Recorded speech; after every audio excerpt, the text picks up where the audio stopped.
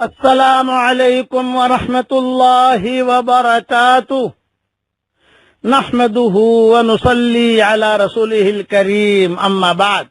آج کا سبق خوابوں کے سلسلے میں مزید سن لیجئے۔ مدینہ منورہ میں ایک بادشاہ تھا۔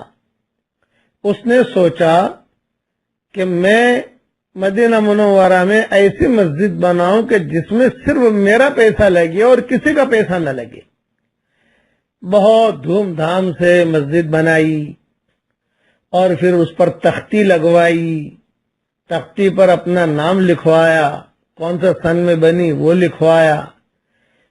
اس زمانے میں تختی پر نام لکھوانا تھوڑا عیب شمار ہوتا تھا، کبھی ریاکاری ہے، لیکن اس زمانے میں یہ درخواست کرتا ہوں کہ مسلمان کوئی بھی کام کریں وہ تختی پر ضرور نام لکھیں، تاکہ 100 سال کے بعد 200 سال کے بعد پتہ چلے آنے والی نسلوں کو کہ مسلمانوں نے یہ کام بھی کیا ہے۔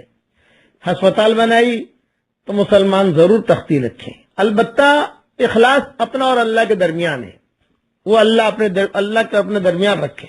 یہ زمانہ اب تختی کا ہے، تاکہ آئندہ آنے والی نسلوں کو یا آئندہ آنے والے لوگوں کو یہ پتہ چلے کہ مسلمانوں نے وہی ہسپتال بھی بنایا تھا، مسلمانوں نے مسجد بھی بنائی تھی، مسلمانوں نے یہ مسافر خانہ بھی بنایا تھا۔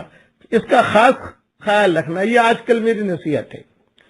اب خلاصہ یہ کہ جب بادشاہ نے مسجد بنا دی اور اس کا افتتاح کیا، حرم شریف کے ائمہ آئے اور بہت بادشاہ خوش ہوا کہ میں نے مسجد بنائی۔ رات کو بادشاہ سویا، خواب میں دیکھا کہ فرشتے آئے اور تختی کے اوپر جب بادشاہ کا نام لکھا ہوا تھا وہ بادشاہ کا نام مٹا دیا اور ایک عورت کا نام لکھ لیا۔ بادشاہ بڑا پریشان کہ بھئی نام تو میرا نام لکھا ہوا تھا، یہ عورت کا نام کیسے آ گیا؟ فوج بھیجی کہ دیکھو کس کا نام لکھا ہے۔ یوں کہا کہ آپ کا نام لکھا ہے، کسی عورت کا نام لکھا ہوا نہیں ہے۔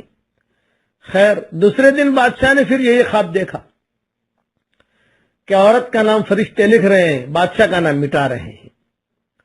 پھر دوسری فوج بھیجی، انہوں نے آ کر یہی خبر دی کہ آپ ہی کا نام لکھا ہوا ہے۔ تیسرے دن یہی خواب دیکھا کہ فرشتہ عورت کا نام لکھ رہا ہے، بادشاہ کا نام مٹا رہا ہے۔ تب بادشاہ خود چل کر آیا، اس نے دیکھا کہ دیکھوں تو صحیح کس کا نام ہے۔ جب دیکھا تو بادشاہ کا نام تھا۔ چوتھے دن پھر یہی خواب دیکھا۔ اس لیے میں کہتا ہوں کہ مسلسل اگر کوئی خواب دیکھو تو ضرور کسی سے پوچھ لو۔ چوتھے دن پھر یہی خواب دیکھا تو بادشاہ نے وہ عورت کا نام یاد کر لیا۔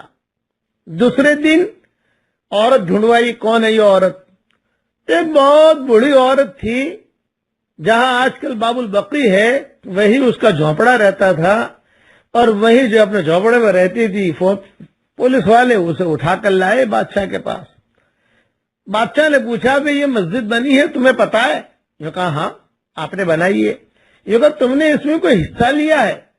اس عورت نے کہا کہ میں فقیر عورت، میں کہاں حصہ لوں اس میں، آپ تو بادشاہ ہیں اور میں کہاں حصہ لے سکتی ہوں، لیکن کسی اعتبار سے حصہ لیا ہو۔ تو اس عورت نے کہا کہ ہاں بس اتنا ہے کہ روزانہ گدھے جو ہیں وہ میرے گھر کے قریب سے گزرتے تھے اینٹیں لے کر، اور وہاں مسجد میں اینٹیں چھوڑ کر پھر واپس آتے تھے۔ تو میں یہ سوچتی تھی کہ بیچارے گدھے ہیں، مسجد کے لیے اینٹیں لے کے جا رہے ہیں، اب میں کیا ان کی خدمت کروں؟ تو میں نے ان کے لیے پانی پینے کا انتظام کیا کہ ان کو میں پانی کا انتظام کروں۔ تو میں کنویں پر جا کر پانی اٹھا کے لاتی تھی اور یہاں میں رستے میں رکھ دیتی تھی، اور میں اللہ سے کہتی تھی کہ اللہ بادشاہ تو مسجد بنا رہا ہے، میں اس درجے تک تو پہنچ نہیں سکتی، بس میں گدھوں کے لیے پانی کا انتظام کرتی ہوں۔ تو روزانہ گدھے آتے جاتے میرے جھونپڑے کے پاس کھڑے رہتے اور پانی پی کر آگے بڑھتے، پانی پی کر واپس آتے۔ یہ منظر میں دیکھتی، دو منظر دیکھتی کہ یہ گدھے جب روضہ اقدس کے قریب سے گزرتے تو سر نیچے کیے ہوئے ادب کے ساتھ گزرتے۔ یہ روزانہ میں دیکھتی تھی کہ سر نیچے کیے ہوئے ادب کے ساتھ گزرتے اور روزانہ میرے یہاں سے پانی پیتے۔